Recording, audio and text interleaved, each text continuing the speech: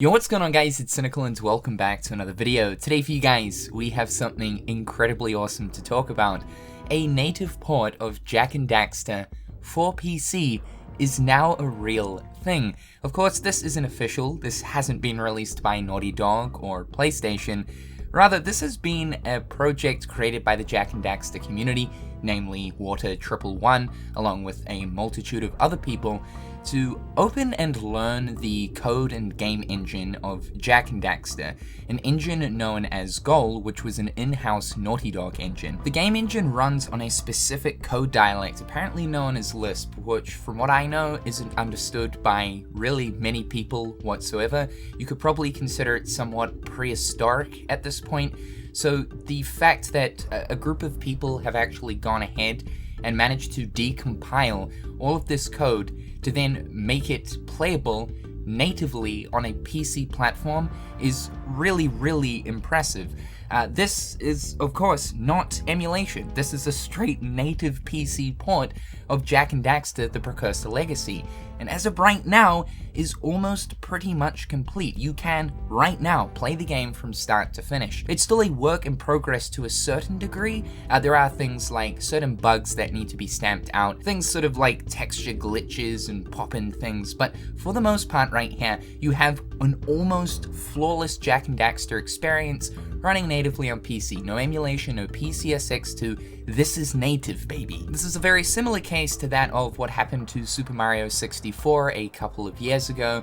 We now have a native PC port of 64 that is available, but in the sense of Jak and Daxter here, considering that this game engine is vastly different to that of Super Mario 64's, what we're seeing right here is a little bit more impressive. Now this really does take me back because for one, The Precursor Legacy is just hands down my favorite Jak and Daxter game and probably my all-time favorite platformer game. So to now experience this game at much higher frame rates on top of higher resolutions is something of a spectacle for me, and this also means that for the future, mods and stuff are very possible. Custom content finally for the Jak and Daxter games. And yes, I do say Jak and Daxter games because it's not just the Precursor Legacy that's currently being worked on here, but Jak 2 and Jak 3 are currently a work in progress as well. In regards to custom content, we're already starting to see stuff. Thanks to YouTube user Ra, we have a texture swap here of Boggy Swamp to that of Meaty Swamp, which changes all of the murky swamp waters to that of what I think is blood, with the rest of the environment looking particularly grotesque. Ra has also gone ahead and created a thawed snowy mountain to remove all the snow, and on top of that too, also has a tutorial on how to create custom textures for levels in the game. But when I mean custom levels, I don't just mean texture swaps, but I mean full-on new assets imported into the game with collision. I really do mean completely custom levels. What you guys are seeing right here is the Jak and Daxter game case imported into the game with a whole bunch of different new platforms added to the shore off of Sandover Village. This is breathtaking. The mod potential out of this is just so exciting because obviously the Jak and Daxter scene is incredibly quiet. Naughty Dog are no longer developing games for Jak and Daxter, and at this point, I guess it's kind of like a pipe dream that Naughty Dog will one day come back to Jak and Daxter and maybe either reboot it or give us that Jak 4.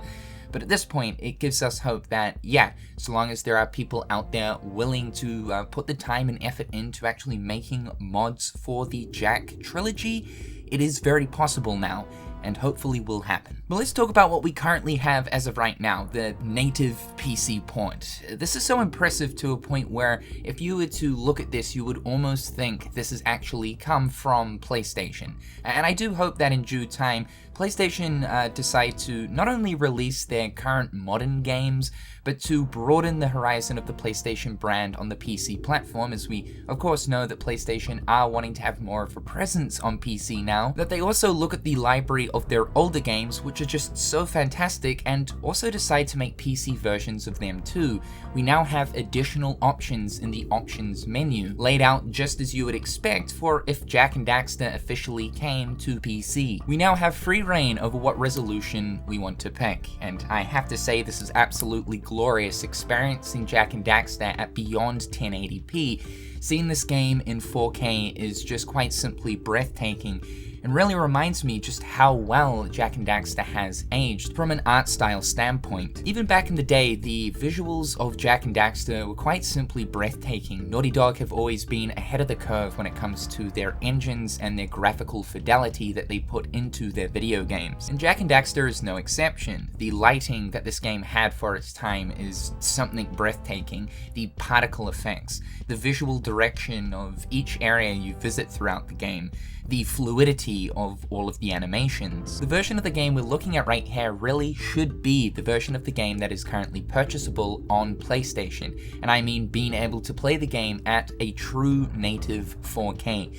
Really makes you reappreciate how good looking of a game Jak and Daxter is. There were certain details I noticed with playing the game at a higher resolution that previously I'd never noticed before, like the details on the crab's shell, as well as how good the material texture of this lurker looks for whatever reason. But it's really interesting going back through this game, playing it at 4K, taking in all of these familiar areas I have been through so many times before, but noticing details I've never once seen before. Without a doubt, you absolutely have to experience playing this game at 4K. It truly is a different experience. We've also got options for what display mode we want, so there is the to be expected, borderless, full screen, and windowed. We have aspect ratio options right here, the 4:3 or 16:9 for widescreen, MSAA options up to 16 times, as well as level of detail options for both the background and foreground. We have a new accessibility option that allows us to apply a glow around the precursor orbs, which comes in especially handy for those precursor orbs that are underwater, making them stand out from a distance. And we also have the option to apply Discord rich presence to let your friends list know currently what you're up to in Jak and Daxter. There is now also a secrets option in the main menu. Right now it only has one option, which is the music player, so as you progress through the game, visit more levels, you will unlock those corresponding levels, music tracks in the music player. But it makes me think, because this is an option here in the main menu, as updates do roll out for the PC port, maybe there will be a few more secrets that will be added. Would kind of be cool to start seeing stuff like what we saw in Jak 2 and 3 with how precursor orbs were used to purchase different cool cheats and miscellaneous things like big head mode. Maybe something like that could actually be added here into the precursor legacy. Again, I'm thinking of all kinds of really cool neat stuff for custom mod content. There's also a bunch of debug developer type stuff that you can play around with by clicking on the different options up the top left of the window. Being able to see frame rates in real time on top of enabling and disabling certain assets, to see also animation mesh skeletons, all sorts of really interesting stuff that honestly speaking is a bit beyond me, but for video game researchers and people that actually know how all of this stuff works, this is a nice little bonus. Also up here is a frame rate option, which yes, does allow you to change the frame rate. You can now play Jak and Daxter at a frame rate beyond that of 60 frames per second. Absolute bliss. From what I understand, most inputs on the keyboard and mouse do not work, so like for the most part you will need a controller in order to play the game. You just simply plug in any controller and the port will pretty much just identify it and everything's already mapped to where it normally should be. I'm assuming that for like later releases of the PC port here, mouse and keyboard support will be fully integrated. Right now there's only a few keys that work where you can attack and jump and access the menu, but that's basically it. Right now the mouse doesn't work whatsoever. As I said, this is pretty much almost a flawless experience. While I have seen some people talking about how there are some like texture issues and pop-ins and whatnot, from my own experience, which at this point I have done everything aside from Golem Maya's Citadel, I've experienced no problems. The only thing that I have experienced was like this little glitch right here where you can see Jak sort of, I don't know what he's doing. He He's freaking out, man. He's doing some kind of interesting rain dance, and in some cutscenes there's been like some weird pop-in things where an actor will stay in frame where that actor isn't supposed to be in frame, but like just little things like that really is impressive just how pretty much almost flawless this experience is. And at this point, I really do want to say that this is like the definitive version of Jak and Daxter. And honestly, this really is quite impressive because what is sad is the versions of Jak and Daxter that we do have on PlayStation 4 when we look at Jak 1, but more specifically Jak 2 and Jak 3, aren't actually considered to be the definitive versions of Jak and Daxter. A lot of the community actually say that like the PlayStation 3 HD collection versions of the Jak games are currently the definitive versions, as there are significantly less bugs, and overall performance is actually better on the PS3 version. Namely, frame drops seem to happen from time to time in Jak 2 and Jak 3 for the PS4 versions, versus the amount of frame drops you get on the PlayStation 3 versions. From my own experience, yeah, I can confirm that while I haven't vigorously tested the differences between the PS4 to PS3 versions, I definitely do know that I have stumbled across more issues on the PS4 versions versus that of the PS3 versions, because keeping in mind, the versions that we have on PlayStation 4 and PlayStation 5 are technically emulated versions of the game. It is that traditional Jak and Daxter game, but it is running via emulation, whereas the version that we had on PlayStation 3 is a true native remaster.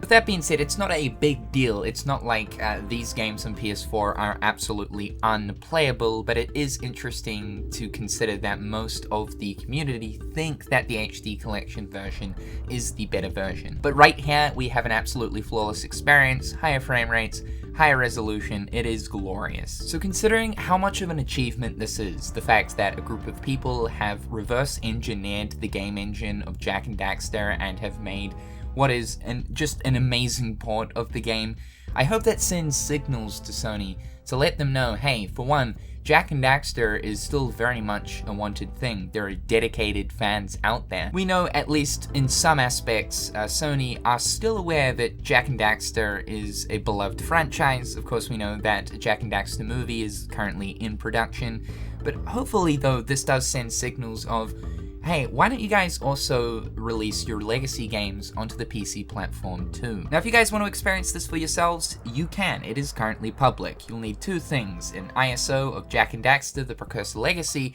and you'll need to download OpenGoal. The GitHub link to OpenGoal is in the description down below. Once you have both of these things, all you need to do is drag your Jak and Daxter ISO over the Extractor exe, and it will simply do everything for you. Once that is complete, it has now successfully crafted a PC port of the game, and you simply just double click on GK, and voila!